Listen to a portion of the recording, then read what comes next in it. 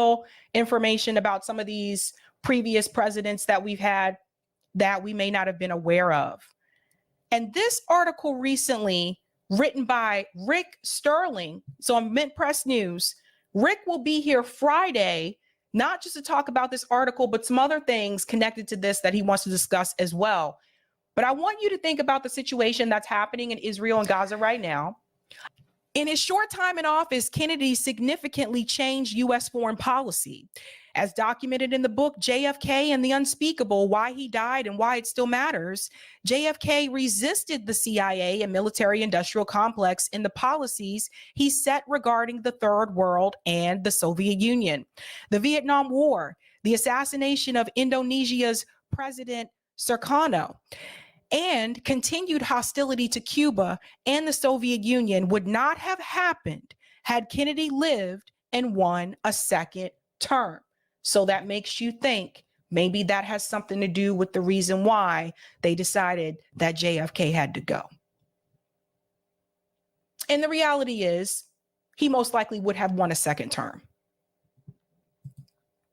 Less well known, Kennedy's policies also challenged and opposed the military and political ambitions of Zionist Israel. At the time, Israel had only existed for 13 years. It was still evolving, and the course was not set. There was a significant international resolve to find a compromise solution regarding Palestinian refugees from the 1948 Nakba. When Israel attacked Egypt and seized the Sinai Peninsula in 1956, the Eisenhower administration demanded Israel withdraw from the captured territory. They complied.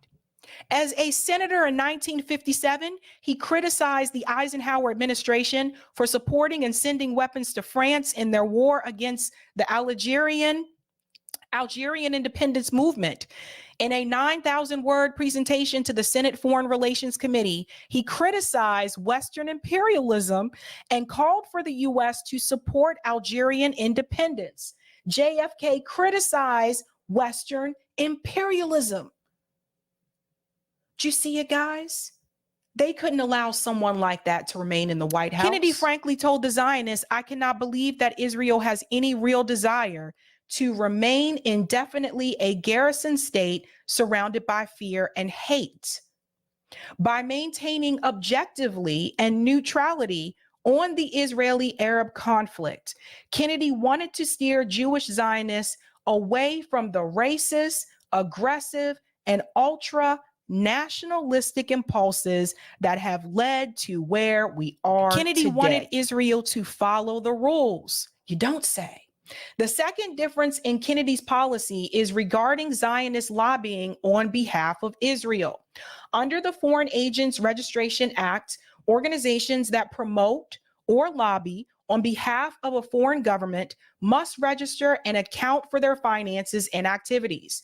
Under Attorney General Robert Kennedy, the Department of Justice instructed the American Zionist Council to register as agents of a foreign country. As indicated in the discussion, political Zionism was not yet dominant in the American Jewish community and was actively opposed by the American Council on Judaism and other Jewish groups. Now, that is important because Jewish Voices for Peace is getting a lot of hate from people because they've been going to the pro-Palestinian protests and they're saying, "Not in our name. This is not how we feel. This is not okay." But I just want to remind you, during that time, during the 60s, the majority of the American Jewish community was like Jewish Voices for Peace. Kennedy supported Palestinian rights. A third difference is regarding Palestinian rights.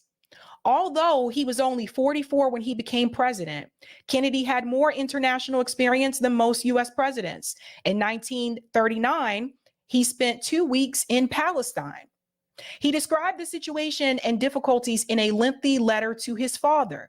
He wrote, "The sympathy of the people on the spot seems to be with the Arabs. This is not only because the Jews have had at least some of their leaders an unfortunately arrogant, uncompromising attitude, but they feel that after all, the country has been Arabic for the last few hundred years.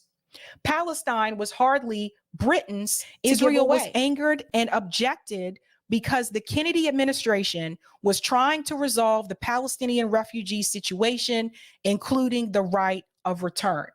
JFK wanted the Palestinian people to have the right of return. And if JFK would have lived and would have served a second term, that would have happened.